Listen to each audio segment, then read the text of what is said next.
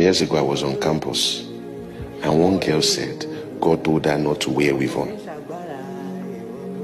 After a while, so she stopped wearing weave-on. After a while, she came back again and said God said she should not wear trousers. So my friend called her and said, come on. Before you know now, you will say God said you should not be brushing. Come. This thing is getting too much.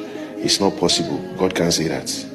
You know, in the Bible, people didn't wear jeans. People wore gown. So how can you say God said not to wear trousers?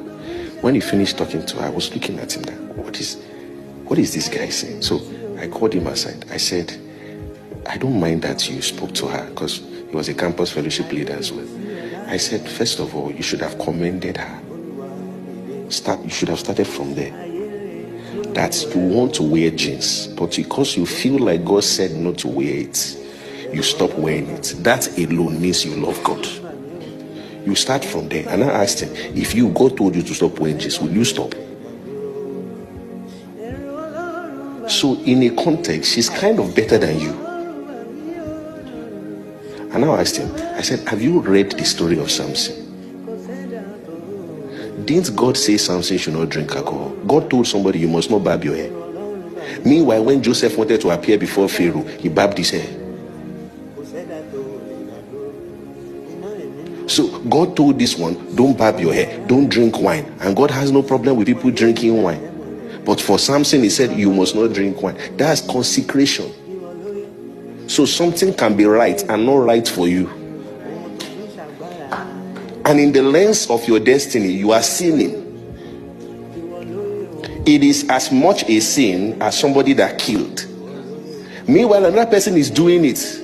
God can tell somebody, so say, okay, because because I have many Christocentric friends, another person said, God said I should give my first fruit. My friend said, I will collect it, but I will teach you. They said, hey, let me teach you. So first fruit is Christ. First fruit is Christ. It's not seed. It's not this. The guy said, Pastor, I understand, but God told me to give my first fruit. The guy was sermonizing. I had to step in again. I said, God can tell him to give first fruits if God wants to put wealth in his hand. That giving that first fruits is to clean up his heart from greed. So giving the first fruit was the first fruit of the work God wanted to do. Don't sermonize him out of breakthrough.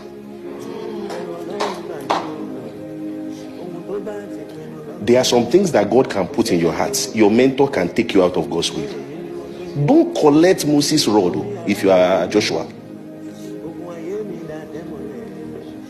What you have is not the rod of God. Is an idol. Because Moses used rod, your own is leg. So I will not just take something from you. I will observe the principles, but I will make sure I customize it to my calling.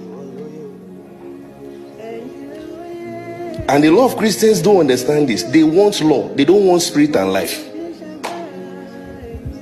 Tell me what to do. Law is easy. It's BRS minimum.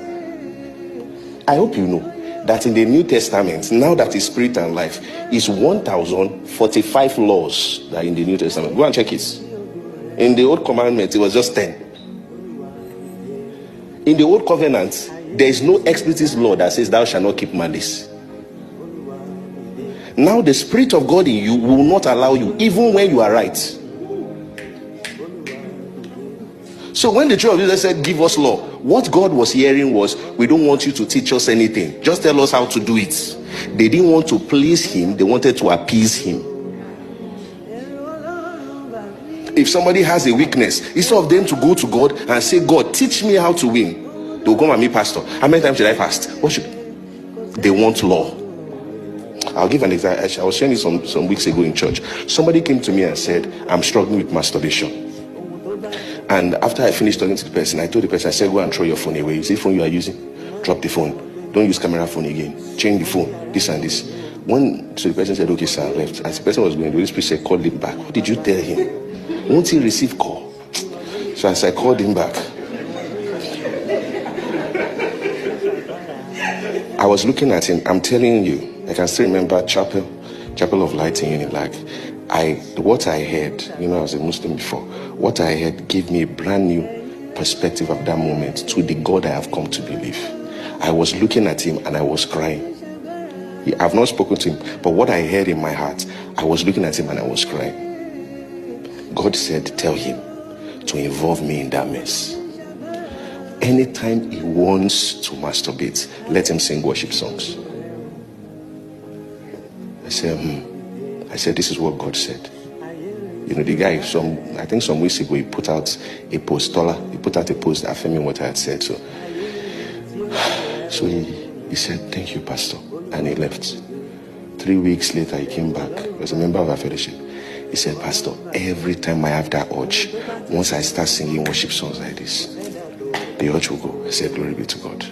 After a while, another guy came and said, Pastor, I'm struggling with masturbation. I said, I have the medicine. Is it not masturbation? I have the medicine. This is what you will do. Once that urge comes, you go and worship. The guy said, okay, thank you. It didn't reach 2 weeks. The guy came back. He said, Pastor, even with that worship, I was still doing it. I said, that's it.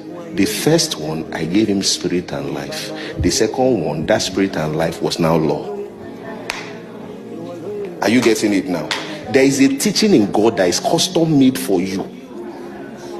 You don't go and borrow somebody's word.